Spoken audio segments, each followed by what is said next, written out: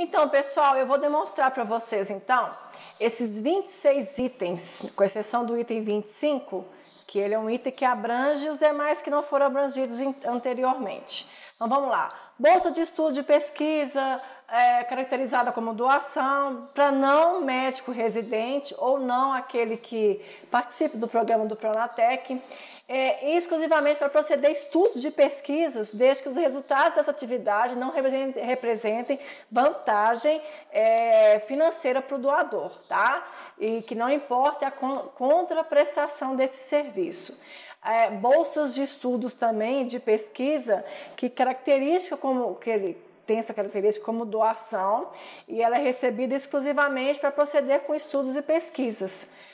Pode ser utilizado por médico residente, por servidor de rede pública e por educador profissional também com classificação científica e tecnológica que participe de atividades do Pronatec. Então, você tem nesses dois primeiros itens, aquele que não pode participar do Pronatec e aquele que pode participar do Pronatec. Então, você tem que ver qual que é a sua característica e qual dos dois que você vai inserir. Vamos lá.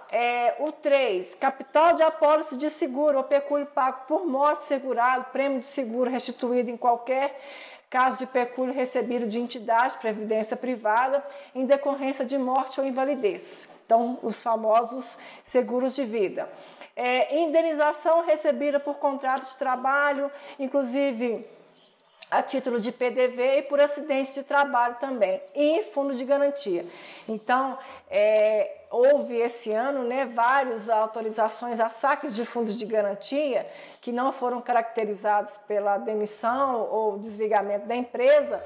Então, aquele valor que você recebeu referente ao seu fundo de garantia, você tem sim que declarar nessa ficha de rendimentos isentos e não tributáveis nessa coluna, ok? Então, vamos lá. Ganho de capital na alienação de bens ou direitos em conjunto de bens da mesma natureza, alienados no mesmo mês, cujo o valor da alienação ele não ultrapassa R$35 mil. Ou, no caso da alienação, aliás, em vendas de balcão R$35 mil e demais alienações a R$20 mil.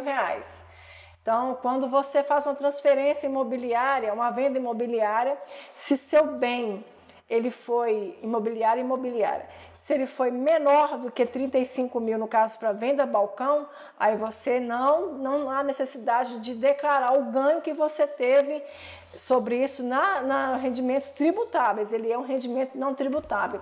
E para venda normal, R$20 mil. Ganho de capital na venda de imóveis residenciais para aquisição no prazo de 180 dias. Eu comentei com vocês aqui referente ao Carnê-Leão na ficha de rendimentos recebidos da pessoa física. Então eu vou falar agora sobre uma outra declaração auxiliar que é o GCAP. O GCAP é o ganho de capital. Por que serve o GCAP? O GCAP é o seguinte: ele é um programa auxiliar onde que ele indica para aquele vendedor se houve a incidência de imposto de renda na alienação de um bem qualquer. Então, por exemplo, eu tenho um imóvel residencial, eu vendi esse imóvel por R$300 mil e comprei um novo imóvel pelo valor de R$440 mil. Esse imóvel, com essa venda desse imóvel, eu vou adquirir um outro imóvel residencial no prazo de 180 dias, que é diferente de 6 meses, tá, pessoal? Receita Federal, ela não conta por mês, não, ela conta por dias. Então, esse lucro que eu tive nessa alienação deste meu imóvel residencial, ele não vai incidir em imposto de renda. Por quê? Porque o valor da venda, o valor da alienação, ele foi menor do que 440 mil e dentro do prazo de 180 dias eu vou adquirir um novo imóvel residencial. Agora, o seguinte, caso você utilize do programa GCAP e você faça a venda desse seu imóvel residencial, você comunique a venda dele. E dentro desse prazo de 180 dias você não adquiriu um novo imóvel residencial, então neste caso você tem que voltar na sua ficha do GCAP e retificar essa informação, porque você clica num campozinho específico, onde toda a fórmula, todo o cálculo do GCAP, ele vai ser alterado em decorrência dessa observação.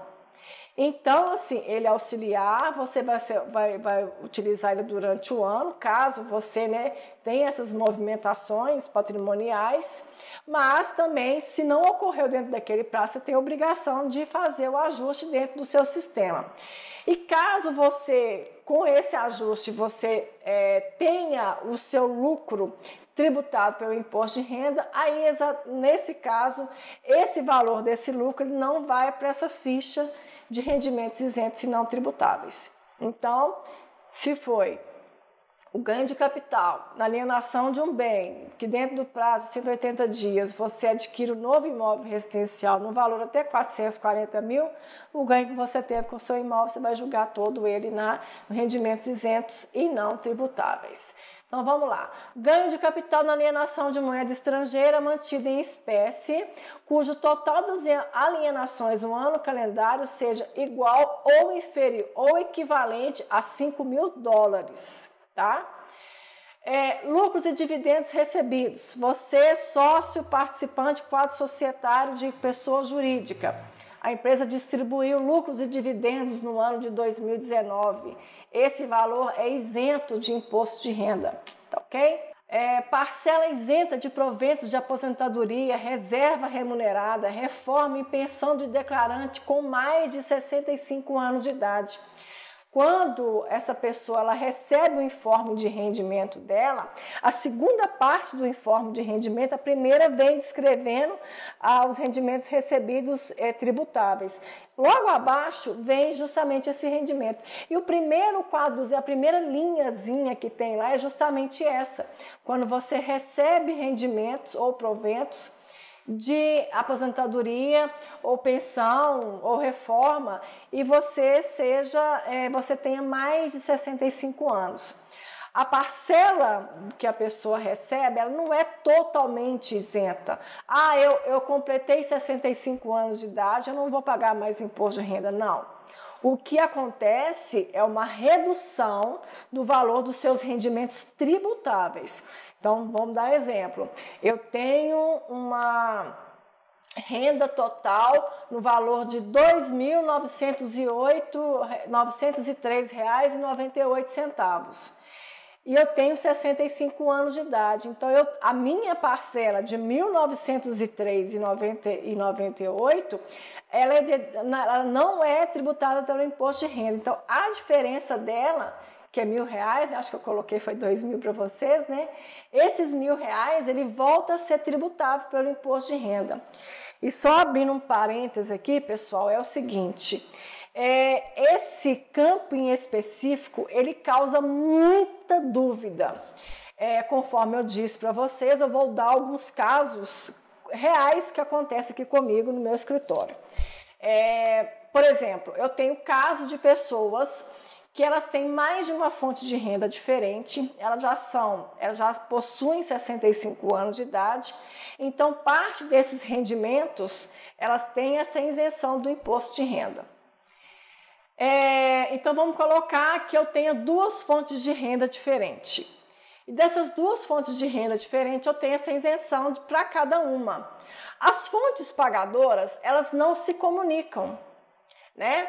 Então, por exemplo, se eu tenho uma tributação do imposto de renda referente à fonte pagadora A, eu tenho a minha tributação de imposto de renda referente à minha fonte pagadora B. Quando eu vou fazer a declaração de ajuste anual, aí que é o pulo do gato. O próprio nome, ele já me indica isso. Eu estou ajustando os rendimentos que eu tive durante o ano, mediante apresentação das minhas despesas dedutíveis, bem como todas as rendas que eu recebi. Então, o que ocorre? Quando se tem esse benefício da isenção do imposto de renda para a pessoa que ela tenha mais de 65 anos de idade, esse benefício ele é único para essa pessoa. Então, o benefício de isenção de imposto de renda, ele se limita à pessoa ao valor de R$ 1.903,98. Ponto. Quando a pessoa tem duas fontes pagadoras, ela tem a isenção de 1.903 da fonte A e a isenção de 1.903 da fonte B. Só que a lei me fala que eu só tenho benefício de R$ 1.903,98 por mês. Então, o que ocorre com relação a isso? Aquela fonte de renda que eu tive a isenção de 1.903, eu perco o direito a essa isenção, uma vez que ele já foi dado por uma outra. Independente de qual fonte que eu escolha, se é a fonte A ou se é a fonte B, quando eu vou informar na minha declaração do imposto de renda, eu só posso informar um rendimento que eu tive no valor essa isenção de 903 mensal. Na ficha de rendimentos isentos e não tributáveis, não há necessidade de informar qual a fonte pagadora que eu vou colocar esse rendimento isentos e não tributáveis. Então, vamos tentar ser práticos. Eu tenho duas fontes de renda e essas duas fontes de renda eu tenho a isenção, eu recebo, com isenção de imposto de renda no valor de 1.903, reduzido de cada uma mensalmente. Quando eu vou lançar na minha ficha de rendimentos recebidos tributáveis, eu vou utilizar aquele primeiro quadro do meu informe de rendimentos. Aí eu vou escolher determinada fonte, eu tenho que escolher aquela fonte no qual o rendimento isento tenha sido menor, caso haja divergência de um valor para o outro.